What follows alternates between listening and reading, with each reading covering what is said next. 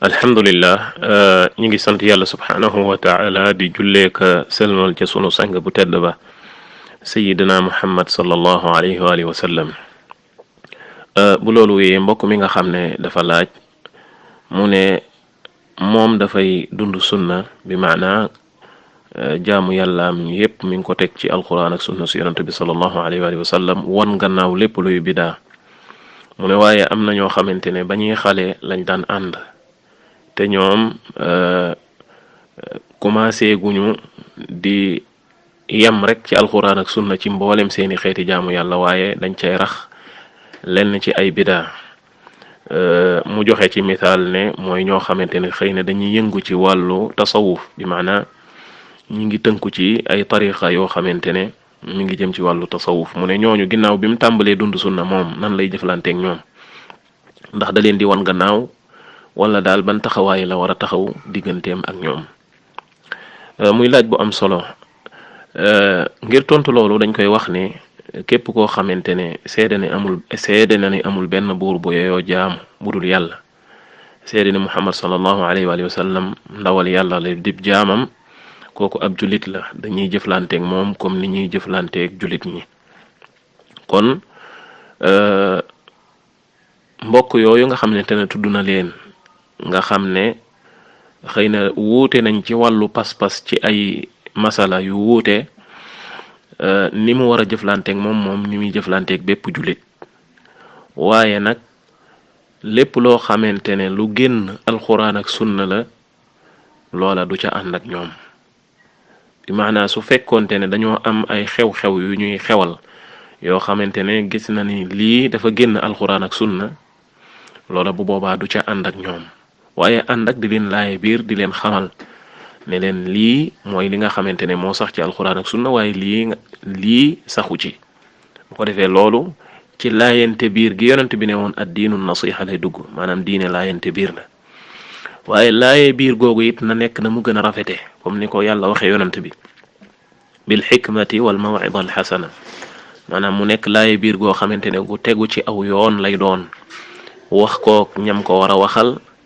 wax ko nam ko war a waxe, waaye ca palaas ba nga xamante ne fa la ko war a waxe. yooyu yépp nit ki da koy bàyyi xel ci buntu boobu.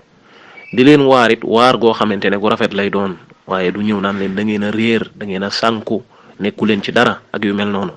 loolu boo ko waxee, même bu dee ki ngay waxal la ngay wax noona la demee, bu boobaa du ko nangu. te liy jubluwaay ci laaye biir nit ki ak woo ko ci yàlla subhanahu wa taala ak ci sunna,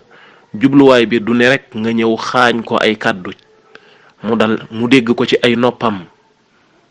après bu fetteerloo ak bu du lépp maanaam loola doo ko bàyyi xel. déedéet, lii jubluwaay bi mooy nga leeral ko dëgguk sunu boroom gi ci na mu gën a rafete. woddu say kàddu ba du ànd ak benn ñagas-ñagas, waaye du ànd ak benn ñàkki teggin, du ànd ak xotti worma.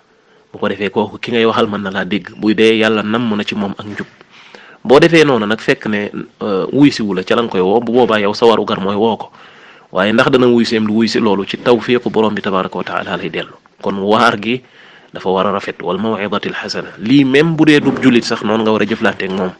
fa ma baalu ko bu dee ab jullit la boo xamante ne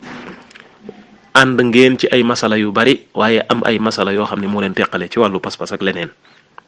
kon bu boobaa kooku moo gën a yey ci wax ju rafet, moo gën a yey ci wax ju dal, moo gën a yey ci wax ju ami teggin.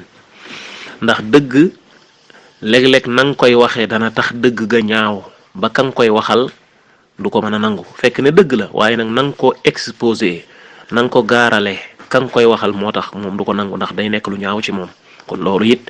bokk na ci jëflante yi nga xamante ne war nañ koy bàyyi xel bu ñuy jëflanteeg ñu mel noonu. kon daal wax ji gudd gàtt mooy dañuy jëflanteeg moom comme ni ñuy jëflanteeg ay jullit, lu dul koo xamante ne nag dem na ba maanaam tabbi ci loo xamante ne moom day génne nit ci diine, wala iyaadu billah. te loolu nekkul lu yomb, te it même bu ca tabbee nit bu defee loo xamante ne day génne nit ci diine, nit ki ko def duñ jàpp ne génn na ci diine lu dul ñu jaar ak ñoom ay point yu bari. te loolu boroom xam-xam moo koy def, mooy xool ndax kooku li mu def dafa amum lënt, ndax dafa jàpp ne wér na fekk wérul, ndax dafa réer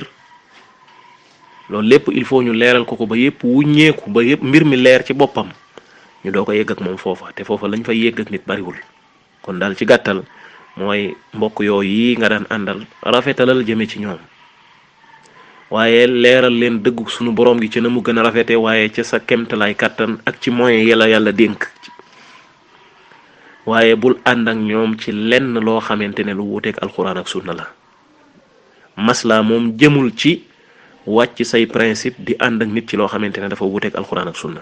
waaye nag mën ngaa masla ak nit ki ci jëflanteeg moom jaay ak jënd dem ziyaare ko këram jox ko maanaam cadeau wala mu feebar nga seeti ko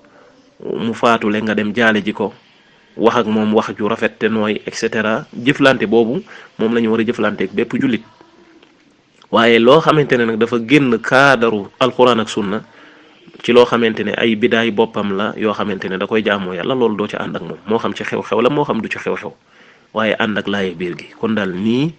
la ñu war a jëflanteeg bépp jullit di ñaan borom bi tabaraka wa taala mu defal ñu tawfiq defal ko mbooleem jullit ñu baree bari ci jullit ñi bëgg nañu aw yiw waaye rek dañoo dogagul yoon wa waaye aw yiw rek lañ bëgg